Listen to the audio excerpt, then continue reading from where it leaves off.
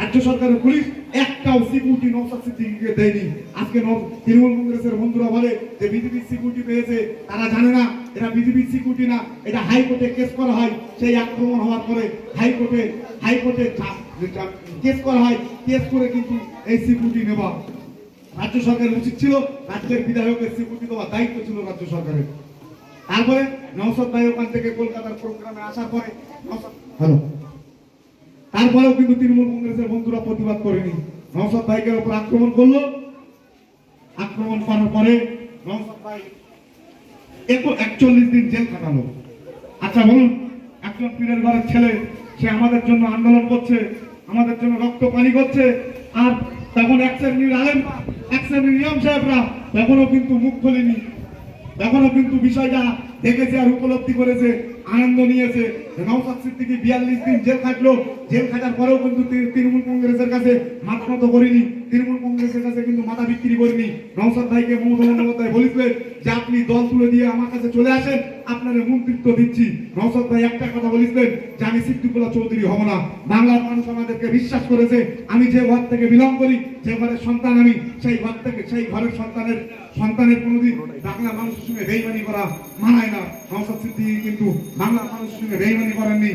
বাংলা মানুষের বেইমানি না করে কিন্তু 42 দিন জেল কাটলো। জেল কাটার পরে বাইরে বেরোলো, তখনও তৃণমূল কংগ্রেসের বন্ধুরা বললো না। ঠিক আছে, তারপরে কি হলো? মমতা বন্দ্যোপাধ্যায় ওয়াকআপ নিয়ে আন্দোলন শুরু হলো। মমতা বন্দ্যোপাধ্যায় বললো যে ওয়াকআপ নিয়ে আন্দোলন করতে হলে আপনাদেরকে দিল্লি যেতে হবে। তখনও কিন্তু মুসলিম সম্প্রদায়, আলেম সম্প্রদায়, আমাদের ইমাম সাহেবরা তখনও কিন্তু চুপ ছিল। তারপরে বলতে বলতে মমতা বন্দ্যোপাধ্যায় বললো যে কোরআন শেষ হবে, আমার উন্নয়ন শেষ হবে না। তখনও কিন্তু আলেম সমাজ চুপচাপ ছিল। তারপরে আবার বললো কি মসজিদ থেকে ইমাম সাহেবরা উস্কানি দেয়, উস্কানি দেওয়ার পরে নাকি এলাকায় দাঙ্গা হয়, পুরো মুসলিম সমাজকে দাঙ্গাবাজ বলে দিল। তখনও ইমাম সাহেবরা কিচ্ছু বললেন না। কিচ্ছু না বলার পরে রেজাল্ট কি আসলো? রেজাল্ট আসলো বিজেপি ক্ষমতায় চলে আসলো। এখন ইমাম সাহেবরা কাঁদছে, এক শ্রেণীর আলেমরা কাঁদছে, এক শ্রেণীর মুসলমানরা কাঁদছে যে বিজেপি কেন চলে আসলো। আরে ভাই, এটা জানা দরকার ছিল। যখন কোরআন শেষ হবে বলিস তখন প্রতিবাদ করুনি। যখন বললো মুসলমানরা দাঙ্গাবাজ, তখন প্রতিবাদ করুনি। আরে এটা আল্লাহ থেকে গজব ছাড়া কিচ্ছু না, এটা আল্লাহর মার। আল্লাহ নতুন করে জালিম সরকার এনে দিয়েছে, যে জালিম সরকারের দ্বারা আপনি পরিচালিত হচ্ছিলেন, যে জালিম সরকার কোরআনকে শেষ করছিল, সেই জালিম সরকারের বিরুদ্ধে প্রতিবাদ করেননি বলে তার থেকে বড় জালিম সরকার পাঠিয়ে দিয়েছে যে এইবারে ইমানের পরীক্ষাটা কর, ইমানের পরীক্ষাটা কর। ইমানের পরীক্ষাটা কিন্তু করে দিয়েছি। সেই বললো যে গরু কুরবানি হবে না। ইমাম সাহেব কোনো গ্রামে গ্রামে এসে নাকে কান্না শুরু করলো যে ভাই আমি আমার দায়িত্বে কুরবানি করবো না, যদি কুরবানি করতে হয় অন্য হুজুর দিয়ে কুরবানি করো। হচ্ছে তো নাকি? এটা ভাই কিচ্ছু না, এটা ইমানের পরীক্ষা।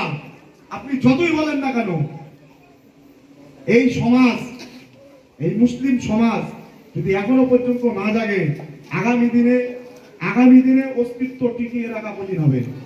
এখনো পর্যন্ত বিজেপি ক্ষমতায় এসছে, এরা বিজেপির পিছনে না লাগে।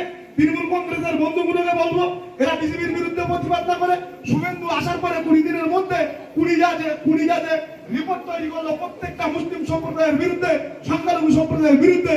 এরা তার পিছনে না লেগে এখনো পর্যন্ত এরা নওশাদ সিদ্দিকীর পিছনে লেগে আছে। এদের লজ্জা করে না? এরা এখনো পর্যন্ত নওশাদ সিদ্দিকীর পিছনে লেগে আছে। এরা বিজেপির বিরুদ্ধে লাগে, ক্ষমতা নেই এদের। আর নওশাদ সিদ্দিকী একটা বিধায়ক হয়ে কলকাতায় হাজার হাজার মানুষ নিয়ে বিজেপির বিরুদ্ধে আন্দোলন করে আসলো। এখনো পর্যন্ত আমি আপনাদেরকে বলছি, আমরা এখানে আমরা এখনো পর্যন্ত বুথে বুথে যে মিটিং গুলো করছি, পঞ্চায়েতে যে মিটিং গুলো করছি, প্রত্যেকটা জায়গায় বলছি যে আমাদের লড়াইটা কিন্তু শাসকের বিরুদ্ধে। আমরা বিরোধী শক্তি, আমরা বিরোধী। বর্তমান আগের যে শাসক ছিল তার বিরুদ্ধে লড়াই ছিল, তার ভুলগুলো আমরা তুলে ধরতাম। এখন যে শাসক আছে বিজেপি, তার বিরুদ্ধে কিন্তু আমাদের লড়াই। বিজেপির সঙ্গে লড়াই দুটো, এক হলো নৈতিক দায়িত্ব লড়াই, বিজেপির সঙ্গে লড়াই। বিজেপি আমাদের ইমানের শত্রু, বিজেপি আমাদের সমাজের শত্রু, বিজেপি আমাদের জাতির শত্রু, বিজেপি দেশের শত্রু, তার বিরুদ্ধে আমাদের লড়াই। আরেকটা লড়াই, আমরা বিরোধী, আমাদের দায়িত্ব শাসক দলের বিরুদ্ধে বিরোধিতা করে সাধারণ মানুষের যেটা পাওনা সেই পাওনাটা আদায় করে দেওয়া। সেই লড়াই নিয়ে কিন্তু আগামী দিনে আপনাদের প্রস্তুতি নিতে হবে। আর একটা আপনাদের বলি ভাই, শুধুমাত্র আমরা লড়াই করব আর আপনারা বাড়ি বসে থাকবেন, এই লড়াই কিন্তু কোনোদিন পূর্ণতা পাবে না। পরিষ্কারভাবে বলছি, 27 লক্ষ মানুষ কিন্তু আমাদের ভোট দেয়নি, 27 লক্ষ মানুষ কারোরই ভোট দেয়নি। যারা ডিলে ভোটার ছিল তারা কিন্তু কোনো রাজনৈতিক দলের ভোট দেয়নি। সেই জন্য কিন্তু 27 লক্ষ মানুষের জন্য কোনো রাজনৈতিক দল কোনোদিন মাঠে নামেনি। নওশাদ ভাই ইলেকশনের আগে নামিত, আর ইলেকশনের পরে তো তারা নামছেই না, কারণ ইলেকশনে হার হয়েছে।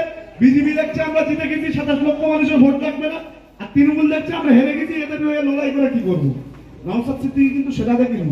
নওশাদ সিদ্দিকী দেখেছে এরা ভোট দেখ আর না দেখ, এদের জন্য আমাদের লড়তে হবে। সেই জন্য এই 27 লক্ষ মানুষের জন্য কিন্তু নওশাদ ভাই একাই লড়ছে আজও পর্যন্ত। তৃণমূল আগে ভেবেছিল যে আমার ভোট দিতে পারবেন, এদের জন্য কোনো বাক্য অপচয় করে লাভ নেই। নওশাদ ভাই তখন কিন্তু সুপ্রিম কোর্টে গিয়েছিল। এই ট্রাইব্যুনালটা আজকে পশ্চিমবাংলায় হচ্ছে, এই যে হিয়ারিংটা হচ্ছে, সেটাও কৃতিত্ব কিন্তু নওশাদ সিদ্দিকী। আজকে যদি সুপ্রিম কোর্টে না যেত, নতুন করে এই ট্রাইব্যুনালটা তৈরি হতো না। তারপরে আপনাদের বলি ভাই, এই যে মাঠে ময়দানে নওশাদ ভাই একা লড়বে, নওশাদ ভাই একা দায়িত্ব, মাঠে ময়দানে মুসা একা লড়বে, মুসার একা দায়িত্ব, এইটা যদি করেন সারা জীবন কিন্তু আমরা আমাদের লক্ষ্যে পৌঁছতে পারবো না। আপনাদের এগিয়ে আসতে হবে। আপনারা খবর পাচ্ছেন অমুক জায়গায় আমাদের প্রোগ্রাম হচ্ছে, আপনারা কাজ সারা জীবন করতে পারবেন। আগে বাঁচবেন তারপর তো কাজ করবেন, আগে বেঁচে থাকবেন তারপর তো সব সন্তান মানুষ করবেন, আগে বেঁচে থাকবেন তারপর তো ঘর বাড়ি করবেন, আগে বেঁচে থাকবেন তারপর তো ব্যাংক ব্যালেন্স করবেন। আপনাদের আমাদের কিন্তু এখন বাঁচার লড়াইয়ে, বাঁচার মরার লড়াইয়ে কিন্তু চ্যালেঞ্জের জায়গায় দাঁড় করে দিয়েছে। সুতরাং এই লড়াইটা কিন্তু আমাদের একার না, এই লড়াইটা কিন্তু নওশাদ সিদ্দিকীর একার না। আজও বলছি, নওশাদ ভাই একটা কথা বলেছিলেন জেতার পরে, ভাঙলে যখন মারধর শুরু হয়েছিল, নওশাদ ভাই ভাঙলে গিয়ে বলেছিলেন যে আমি সমাজ পরিবর্তন করতে রাজনীতি এসেছি, প্রয়োজন হলে আমার সার্টিফিকেট ছিঁড়ে ফেলবো, আমি বাড়ি গিয়ে বসে থাকবো, কিন্তু এই নোংরা রাজনীতি আমি করবো না। এইটাই আদর্শ নওশাদ ভাইয়ের।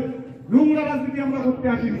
নওশাদ ভাই যদি আজকে সার্টিফিকেট ছিঁড়ে দেয়, কালকে বাড়ি গিয়ে বসে থাকে, নওশাদ ভাই এখনো বলছি নওশাদ ভাইয়ের কিচ্ছু যায় আসবে না। যদি ক্ষতি যায় আমাদের হবে। বর্তমান সময়ে নওশাদ সিদ্দিকীর মতন একটা লিডার ছিল বলে এখনো পর্যন্ত আমরা এই জায়গায় দাঁড়িয়ে আছি, এখনো পর্যন্ত মাথা উঁচু করে আমরা বক্তব্য দিতে পারছি।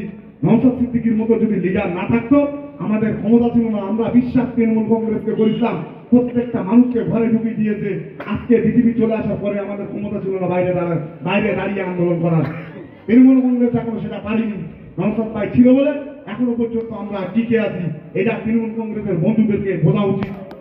আমরা যাদের বিশ্বাস করছি তারা আমাদের সঙ্গে বেইমানি করেছে, তারা আমাদেরকে সমুদ্রের কিনারায় দাঁড় করে দিয়েছে, সমুদ্রের মাছ দরিয়ায় ছেড়ে দিয়ে বাড়ি চলে এসছে।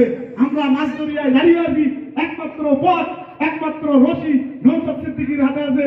যে নওশাদ সিদ্দিকীর রশিটা যদি আমরা ধরি, আমরা সেই রশি ধরে কিনারায় উঠতে পারবো। কারণ আশপাশে কিন্তু কোন তৃণমূল কংগ্রেসের বন্ধুরা নেই। সমুদ্রের মাঝখানে শুধুমাত্র এই সমাজটা, এই জাতিটা দাঁড়িয়ে আছে।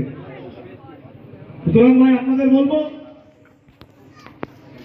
আপনারা তো 15 বছর তৃণমূল কংগ্রেসকে দেখেছেন, বিধানসভায় এসে যথেষ্ট পরিমাণে সহযোগিতা করেছেন।